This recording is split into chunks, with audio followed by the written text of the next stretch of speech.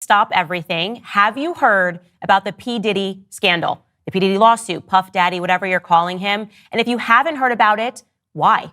Because the media in Hollywood are clearly trying to bury it. The Diddy lawsuit is absolutely crazy. Full stop.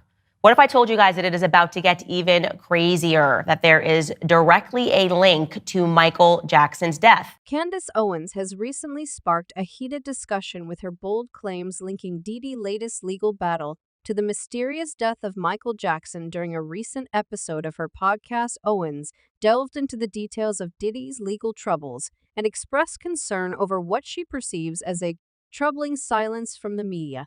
We're saying that Michael Jackson was killed. I actually know a lot of people that are in the industry who believe that Michael Jackson was killed, and I just thought it just sounds too whacked out to believe that there is allegedly some sort of a blackmail ring that is operating throughout Hollywood and that artists that are producing music are actually being controlled via being induced into drugs. In her outspoken manner, Owens raised eyebrows on social media, questioning the media's lack of coverage on Diddy's lawsuit compared to the infamous Jeffrey Epstein case. She suggested a potentially dark underbelly, insinuating that influential figures in Hollywood and politics might be facing blackmail to maintain a disturbing silence.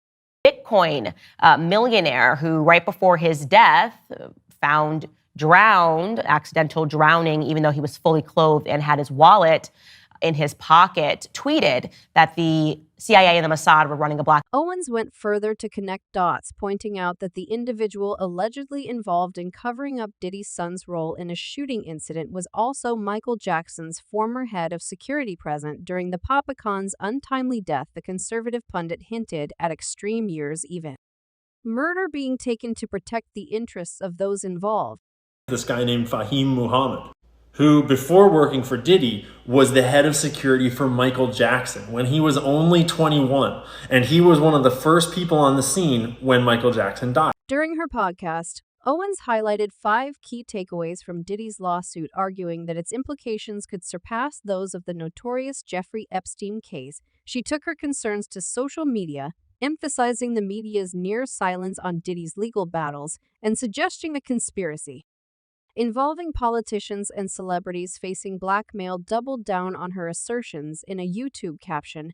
Owens suggested a hidden agenda in Hollywood and the media to bury the comms lawsuits protecting high-profile individuals from scrutiny. While her claims have sparked both debate and skepticism, they shed light on the intricate power dynamics within the entertainment industry and the potential consequences of legal scandals involving influential figures. The news of Michael Jackson's death at the age of 50 in June 2009 left fans worldwide in shock.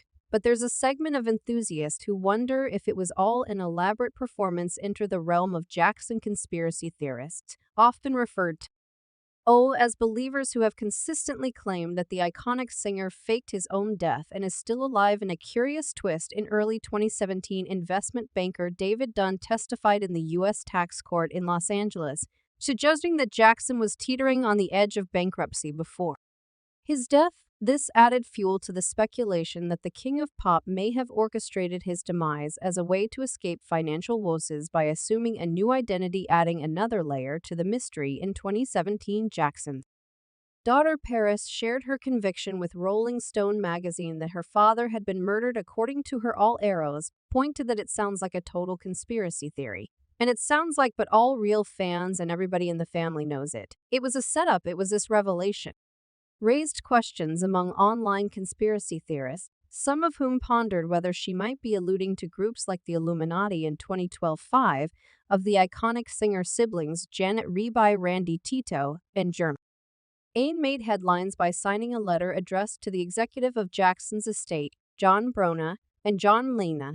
Their accusations included fraud, forgery, exploitation, and abuse, which were boldly published on the gossip site Caboose. The crux of their argument was that Michael Jackson wasn't in Los Angeles on the day his will was supposedly signed, dated July 7, 2002, challenging the authenticity of the document. The siblings also claimed that Jackson had expressed disdain for Bronca and CL, wanting them to play no part in his life. In response, representatives for the estate dismissed the allegations, expressing sadness over what they deemed false and defamatory accusations rooted in internet conspiracy theories.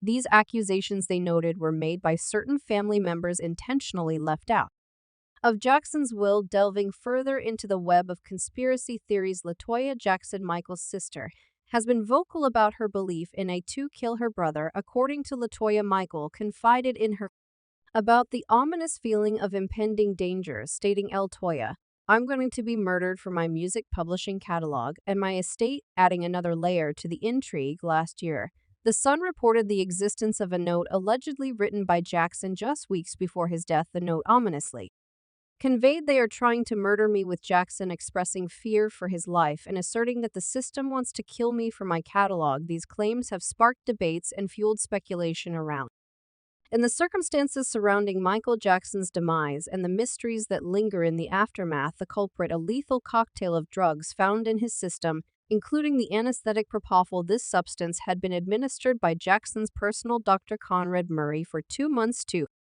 address the pop icon's sleep troubles. Murray later faced the music in court, and in 2011 was deemed guilty of involuntary manslaughter, earning a 2-year jail sentence. Before the trial, Murray's lawyer floated the idea that Jackson took drastic measures due to financial woes, but the judge shut down any attempts to delve into Jackson's financial records. Howard Weitzman, the lawyer representing Jackson's estate, raised an eyebrow at the notion of Michael committing suicide, calling it an unsellable theory.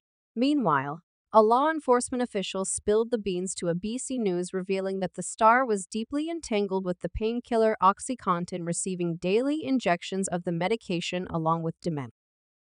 It's a somber tale of a musical legend ensnared by a web of substances that ultimately led to his untimely demise. In recent months, Sean "Diddy" Combs, the influential hip-hop billionaire, has faced a series of civil suits accusing him of sexual misconduct, including rape and assault. Once a symbol of affluence, Combs played a pivotal role in commercializing rap, turning his stake in the Bad Boy Entertainment record label into an empire spanning fashion, media, liquor, and more. In a clip from his 2017 documentary Can't Stop, Won't Stop, Combs asserted, "Whatever I want, I have to get," showcasing his determined mindset. However, the recent accusations have cast a different light on his assertiveness, suggesting a potentially aggressive and domineering disposition. The lawsuits filed over the past few months present a challenging narrative that contrasts sharply with the image of the ultimate hustler mogul.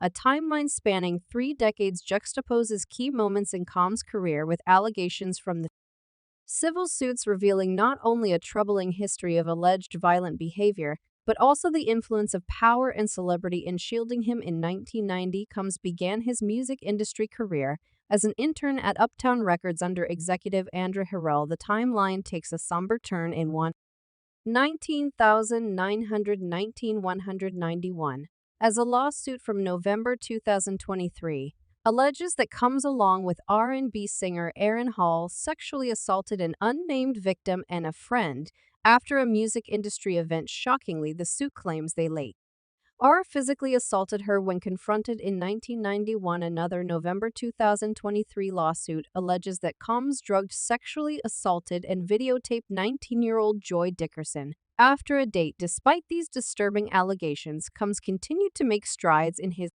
career. In 1993, after being fired from Uptown Records, Combs launched his own label, Bad Boy Records, which went on to break the careers of notable artists such as Craig Mack, the Notorious B.I.G. Mace, the Lox, and Faith Evans. However, the timeline takes a legal turn in 1996 when Combs was found guilty of criminal mischief for threatening a photographer from the New York Post with a gun. This incident provides a glimpse into a pattern of confrontations and legal issues that would come to define certain aspects of Combs' public persona. In 1998, Diddy Combs kicked off his annual Hamptons all-white party,